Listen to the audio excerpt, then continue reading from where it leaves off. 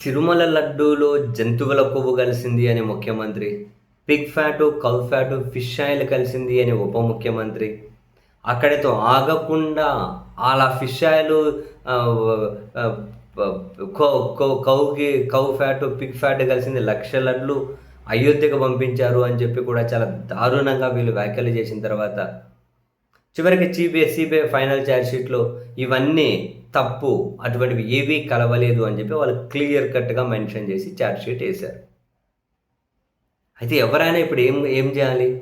ఆనందపడాలి. భక్తులు అనబడే వాళ్ళు, దేవుడి మీద విశ్వాసం ఉన్నవాళ్ళు ఏం చేయాలి? ఆనందపడాలి. ఎందుకని? అరే వీళ్ళు దారుణంగా భయపెట్టారు పాలకులై వండుకొని.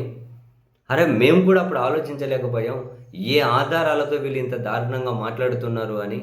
జగన్ మీద ద్వేషంతో, వీళ్ళ మీద అభిమానంతో, ప్రేమతో గుడ్డిగా మేము సమర్థించుకుంటూ పోయాం. నిజమేనేమో అని చెప్పి మేము ఆధారాల గురించి అడగలేదు. అవును, ఈ స్థాయిలో ఉండి ఏ ఆధారాలతో మాట్లాడుతున్నారని చెప్పి మేము ఆలోచించాల్సింది కదా అని చెప్పి, కానీ అప్పుడు వీళ్ళకు మద్దతు ఇచ్చిన వాళ్ళు ఆలోచించలేకపోయారు. సీన్ కట్ చేస్తే అవేమీ కలవలేదు. అందుకని చెప్పి సంతోషపడాలి.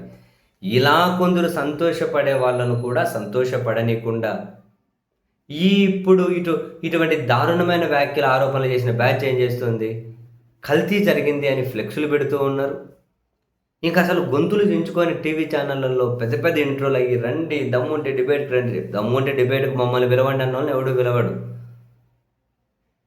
మాతో డిబేట్‌కి రండి, కల్తీ జరిగింది అని చెప్పి.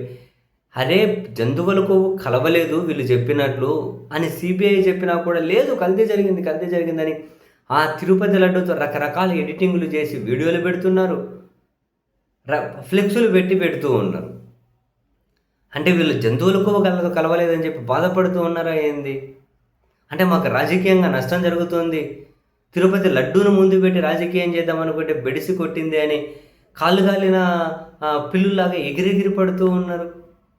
అని క్లియర్గా వీళ్ళు చెబుతూ ఉన్నట్లు ఆ గీ అప్ టు ద మార్క్ లేదు అని చెప్పి వీళ్ళు చెబుతూ ఉన్న ఆ ట్యాంకర్లు, ఇప్పుడు సిబిఐ ఏవైతే ట్యాంకర్ల నుంచి తీసుకున్నారు అని చెప్పి చెబుతూ ఉన్నారు, ఆ ట్యాంకర్లు ఎప్పుడు వచ్చాయి తిరుమలకి?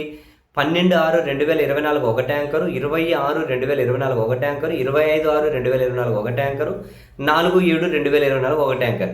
కరెక్ట్గా వీళ్ళు ముఖ్యమంత్రికి వీళ్ళు బాధ్యతలు తీసుకున్న తర్వాత వచ్చి ఒక రకంగా చెప్పాలంటే వీళ్ళే బాధ్యత వహించాలి మరి. సరే, అంతకుముందు వీళ్ళకి టెండర్ కాంట్రాక్ట్ ఎప్పుడు ఇచ్చారు? మే 15 ఇచ్చారు. ఒక మే 15 ఇవ్వడమే కాదు, ఎప్పటికప్పుడు రెగ్యులర్గా టెండర్లు పిలుస్తూ పోతుంటారు. ఈ సరఫరా చేసేటి 12 ఏళ్ళ నుంచి 13 ఏళ్ళ నుంచి సరఫరా చేస్తున్నాయట తిరుమలలో. పోనీ ఇది కానీ అప్ టు ద మార్క్ లేదని చెప్పి వెనక్కి పంపించామని చెప్పి అప్పుడు టీటీడీ ఈవోగా ఉన్న తిరుమలరావు గారు చెప్పారు. వెనక్కి పంపించడం మళ్ళీ లడ్డూలు ఎందుకు కలిపారు, ఎలా కలిపారు అని భూమన కరుణాకర్ రెడ్డి గారు నిన్న క్వశ్చన్ చేశారు. అండ్ సిబిఐ ఛార్జ్ షీట్లో కూడా ఉద్యోగుల కకృతి అని చెప్పి వాళ్ళు కొందరు ఉద్యోగులను బాధ్యులను చేసుకుంటూ ఛార్జ్ షీట్ వేసింది. ఉద్యోగులనే నిందితులను చేసుకుంటూ, ఇక్కడ టీటీడీలో ఉద్యోగులు, ఆ సరఫరా చేసినటువంటి ఆ సంస్థల్లో ఉద్యోగులు, ఆ డైరీలలో ఉద్యోగులు, అంతే కదా. దీన్ని తీసుకెళ్ళి ఇంకా పాపం, మహాపాపం అని చెప్పి వీళ్ళు నీచంగా మాట్లాడిన జంతువులకు గురించి మర్చిపోయి, Pig fat, cow fat, fish oil గురించి మర్చిపోయి, సిబిఐ ఛార్జ్షీటు ఏం దాఖలు చేసిందో మీకు తెలుసా? మీరు చదివారా? నువ్వేం చదివినావో చెప్పరా బాయ్, అది ఇసిపెట్టేసి మిగతా గొంతు దించుకొని అరుచుకుంటూ ఉన్నారు ఆ టీవీ ఛానళ్ళు. సరే, వీళ్ళు బాధపడిపోతూ ఉన్నట్టున్నారు జంతువులకు కలవలేదన్నది. సంతోషపడాల్సిన చోట మరి వీళ్ళకి దేవుడి మీద ప్రేమ ఉందా? రాజకీయ అవసరాల కోసం దేవుడి ప్రసాదాన్ని కూడా ఇంత దారుణంగా వీళ్ళు చేసేస్తారా? మరి ఆ దేవుడిని మీద విశ్వాసం ఉన్నోళ్ళు, దేవుడి భక్తులు ఈ కోణం ఆలోచించరా? రాజకీయమే వీళ్ళకు కూడా ఎక్కువనా? అలా అనుకుంటే ఎవరు దిగలిగింది ఏం లేదు.